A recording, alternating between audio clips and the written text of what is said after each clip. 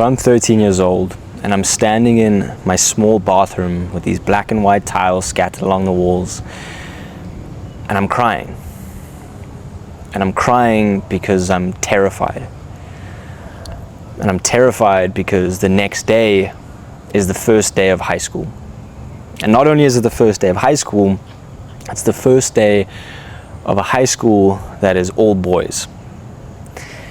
And the only experience I've had of an all-boys high school so far in my life was, number one, books and movies, where pretty much the whole point of them is bullying and hazing and all the crazy things that happen in an all-boys school.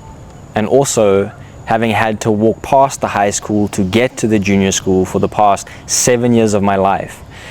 And every day having those high school kids call me names and shout threats at me as I walk past. So yeah, I was terrified. But even worse than the fear was the feeling of being alone, of not knowing who or if I could go to anybody to try and deal with this. A few weeks earlier, my parents had gotten divorced, and my mom, who I was closest to growing up, had moved to another town. And on top of that, she was dealing with her own things going through the divorce, and therefore was really disconnected emotionally. My dad was somebody who I had never felt I could go to about anything to do with emotions. Now, I did have my brother there, but the only experience I had with him about anything to do with advice or how to deal with things was a few months earlier when I'd gone up to him and I'd asked, how do I interact with girls? I went to him because I could see that he was really popular with the girls. He had a few girls over around the house. He'd been around a lot longer than me. He was about 5 years older than me. He just seemed like he knew what he was doing. And his response to me was, I had to figure it out on my own, so you have to figure it out on your own. So I'm standing in this bathroom, I'm scared, and I don't feel like I can go to anybody or I have anybody to go to try and figure this thing out. So I do what I think is the next best thing. I use my perception, and I look at my dad and my brother, because both of them are male, and my brother had just finished high school, and my dad actually works at the high school. And I think to myself, how can I use them as an example as I try and figure this out? And the first thing that comes to my mind is my dad's face. And the face is cold and stern and almost angry, because that's the face that my dad uses whenever something is going wrong, whenever a difficult situation arises. I mean, it's the face he uses pretty much all the time at that stage of my life, but especially when things are going wrong. His whole body tenses up, his face goes cold, his lips tighten, his eyes almost look dead. And then I look to my brother and I notice a similar thing. Whenever he's going through something I perceived as stressful or difficult, he too would close off, would shut down, would pull away, would act as if fear wasn't even a thing. And then it hits me. I know what to do. So I wash my hands, I wipe the tears from my face, and I swallow this lump that has been forming in my throat. And I look at myself in the mirror and I say, it's time to toughen up. You're on your own now. It's you against the world. And over the next few years, I would really start to see the effects of that realization. When I was 15, a girl I was seeing at the time fell pregnant. And instead of going to our parents, we decided to figure it out on our own. Me personally, because I didn't feel like I could or should get help from my parents. It ended up turning into a massive issue, and her parents found out and they told my parents, then my parents got involved, and it just blew up. But eventually that passed. At school, it got to the point where I had told my parents not to come to my sporting games anymore. because again, I just felt like I was too old for that. I didn't need their help or their support. I was supposed to go through those things on my own. In the last year of high school, I was failing mathematics. And the problem with that is that maths was a really important subject to get into pretty much any profession you wanted to through then university and so on and so forth. But it wasn't until my dad realized my marks and forced me to get a tutor that I was finally able to better my grade. And looking back, I could see how much that moment of being 13, looking in the mirror and telling myself that impacted these situations. But at the time, I couldn't see it. Not until I was 19 years old. As another effort to really solidify my hyper independence, I saved up a bunch of money working odd jobs, and I decided to go work at a summer camp in America. And so I did. And at this summer camp, in the first 2 weeks, we have to go through a training program. So myself and about 12 or 13 other staff members who were just as inexperienced as me, along with about 10 staff leaders who had many years of experience, and also the camp director, a tall, stocky woman who, to me, was the epitome of independence and strength. We all went through different activities and trainings, from everything from CPR to lifeguard training to child conflict management, so that we were ready to be responsible for hundreds of children when they arrived. And during this training, I was loving it. I was loving it because it almost seemed like I was able to showcase all these skills I had learned over the years, this capability that I had built up through the years of being independent. I would show off my swimming when we would do swimming races for the lifeguard training. I would show how quickly I learned things and implemented them in the CPR training. And I would always push myself as hard as I could to come first, or just show how impressive I was, almost as if I needed for that to be seen. And when it was being seen and people complimented me, it felt really good. I was really proud of myself. And it almost reinforced this idea of I needed to be independent. That this independence was strength, was the right way of doing things. Until the last day of training. The camp director gathered us all up and took us up into the forest, led us to this clearing in the forest where there were 4 massive, thick trees. And these trees were planted in a way that created the shape of a square, so that each big tree was the corner of the square. And around the trees, there was a red rope wrapped around each tree and then led to the next one. So it created the square shape. And then the camp director looks at the other staff leaders, nods at them, and they start to put blindfolds on us one by one. And once we all have our blindfolds on, the camp director and the staff leaders sort of guide us underneath this rope and into the middle of this square. And when we're all standing in there confused and a little bit disorientated, the camp director speaks. And she says, "You are in a burning building. Your goal is to escape. You cannot go under the rope, you cannot go over the rope, and you cannot climb the trees. You have 15 minutes to escape this burning building. Your time starts now." And just before they put the blindfold on me, I was already looking, right? There was some type of drive in me that said this was another opportunity to show my skills, to show that I can do this thing. I don't even know who I was trying to impress, but I just felt that I needed to. So I had looked, trying to find any sort of hints or tricks or something like that. And I'd already come up with some strategies. And the first one I had, as I'm hearing these other staff members kind of scurrying around, is I'm going to walk up, I'm going to find the rope, and I'm going to inch my way along the rope to each point and find this exit, find this way out.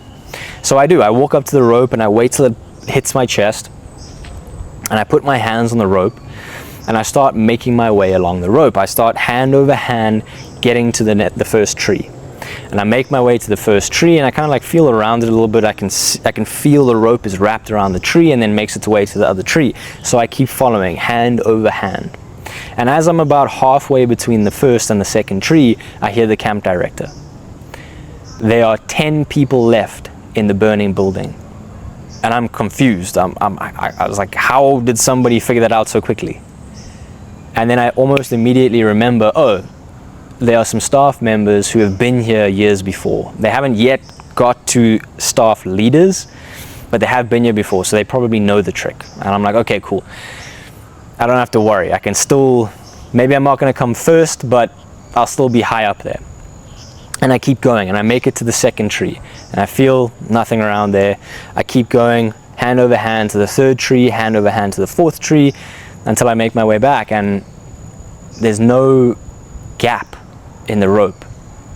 There's no exit, seemingly. And I'm really confused, but I kind of chalk it up to maybe I just missed something. And I'm about to start going again, and I hear the camp director. There are 8 people left in the burning building. And now I'm starting to get nervous, because I know that there weren't more than 2 staff members from years before, which means new people have figured it out. And I'm thinking to myself, I must have missed something. So I make up a new strategy, and I say, okay, what I'm going to do now is I'm going to make absolutely sure that I am touching hand to hand, feeling every detail of this rope as I make my way around. And so I do that. I put one hand on the rope, I put another hand next to it, and I literally slide my hand across until it hits my other hand, and I move the hand a bit further, sliding it that way. Slide, slide, slide, slide, to make sure I do not miss anything. And I make my way to the first tree. And as I get to the first tree, I'm feeling around this tree. I'm feeling the bark, I'm feeling underneath the rope, I'm feeling around the rope, making sure there's nothing I'm missing. And I'm making my way along the next part of the rope until the second tree. And again, I'm feeling as much as I can, as much detail, but I'm still not feeling anything, I'm still not finding anything. And I'm about to make my way to the third tree when I hear the camp director again. There are 6 people left in the burning building. And now I feel the pressure. Now I can feel something start bubbling up inside of me. This combination of like fear and nerves and anger and frustration. And I'm not getting it. And I start to speed up, and I'm making my way down the third tree. I make my way to the third tree. I feel around, I make my way to the fourth tree, and I come back, and still nothing, no exit, no sign of any way to escape. And I don't understand, and I'm so confused that I don't even realize I'm saying this out loud, but I say, what is going on? Where is the exit? This doesn't make sense. And I hear some of the staff who've already made it out laughing at me. And that just ignites something inside of me. And I hear this voice in my head and I say, I can't be lost. I can't fail this. I have to get out of here. I have to figure it out. There are 4 people left in the burning building. And now I'm panicking. I don't know what to do. What else could there possibly be? And then it hits me. I feel with my foot on the ground underneath me, and I notice that there is an oddly shaped tree root. And I'm thinking to myself, okay, maybe it's because I'm not making my way back to my original starting point. Maybe this whole time I've been missing that one spot that I'm not getting back to. Then I make my way hand over hand, first tree, hand over hand, second tree, hand over hand, third tree, hand over hand, fourth tree. And I make my way back, and I feel the root underneath my foot. Still no exit. There are 2 people left in the burning building. And I am furious. And again, without realizing, I'm saying it out loud. I'm like, this doesn't make any sense. Where is the exit? I've tried figuring out as much as I could. There's no exit. I've looked at every inch of this rope in these trees. There's nothing there. And then it hits me. The trees. It must be up or down or something around the trees. And I run along this rope to the first tree, and I start feeling up as high as I can and down as low as I can around the base of the tree, and I still can't figure it out. So I'm like, okay, it must be higher. So I start trying to climb up this tree, and I hear the camp director shouting at me, "You can't climb the trees. That was one of the rules. You can't go under the rope, you can't go over the rope, you can't climb the trees. Get down." And I get down and I don't understand. So I drop to the floor on my hands and knees, and I start feeling around the ground around me, and I'm hitting leaves aside, and maybe there's some type of lever or box, and all rationality, all logic has just left me at this point because I'm frustrated, I'm panicked, I can't fail this. And I'm feeling around trying to find this exit, and I hear the camp director. There's one person left in the burning building. And something just snaps in me. And I flip over onto my butt, and out loud I say, "This is fucking stupid. There's no exit. I've tried everything. There's no way out. It doesn't make any sense. Can somebody please help me out of this fucking burning building?" And I feel a hand wrap around my arm, and I feel it pull me to the side, and I hear the camp director's voice telling me to watch my head as I go under the rope. And I'm standing outside of the square with the camp director next to me, and I can feel and hear the other staff members not too far away. And I don't want to take off my blindfold. I am embarrassed and I am ashamed. Not only because I just had a full-on tantrum and swore in front of the camp director and all these other staff members, but even worse than that, I couldn't figure it out. I couldn't find the trick. I couldn't find the exit. I had to ask for help. How embarrassing. And I slowly take my blindfold off, and I'm met with the most compassionate, understanding, gentle eyes and smiles from all the other staff members. And I'm so confused. And the camp director must have seen or felt that in me, because she leans over and she whispers in my ear, "Well done, you did it." And now I'm even more confused. And the camp director takes a couple steps back so that everybody can see her. And she says, "No matter how skilled you are, no matter how much knowledge you have, no matter how capable, there will always be moments that are out of your control, that you cannot handle on your own. And if you don't have the ability to ask for help, then you will be stuck in that burning building." And it just hit me in that moment. It was so obvious. There was no trick. There was no exit. There was no way to get out on your own. You had to ask for help.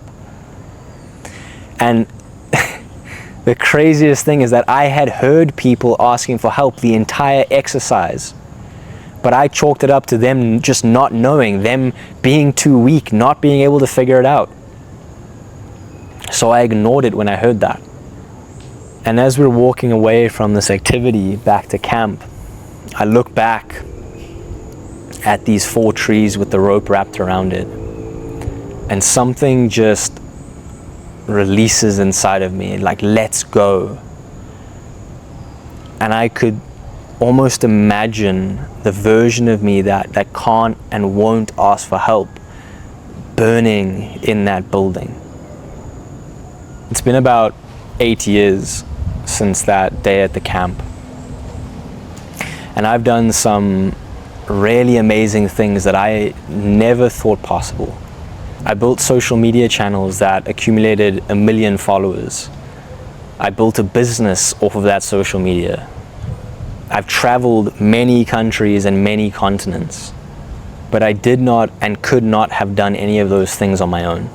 While I was still in America, I met 2 people who inspired me and taught me everything I needed to know about social media. My dad, to this day, helps me with the back-end website stuff of my business, which it would not be possible without. And along all my travels, whenever I was scammed or had bank issues or just didn't know how much things would financially cost, there were people who I'd just met who were willing to offer and also willing to help when I asked in terms of financial help. I know for sure that none of those things that I've done and experienced and have added such depth and beauty to my life would have been possible if I had not been able to ask for or accept help. And when I look back on those years before the summer camp, I always wondered to myself, what would those have been like had I been able to ask for help? Had I been able to accept support? But I do know without a doubt, had I not learned that lesson, I would still be stuck in that burning building.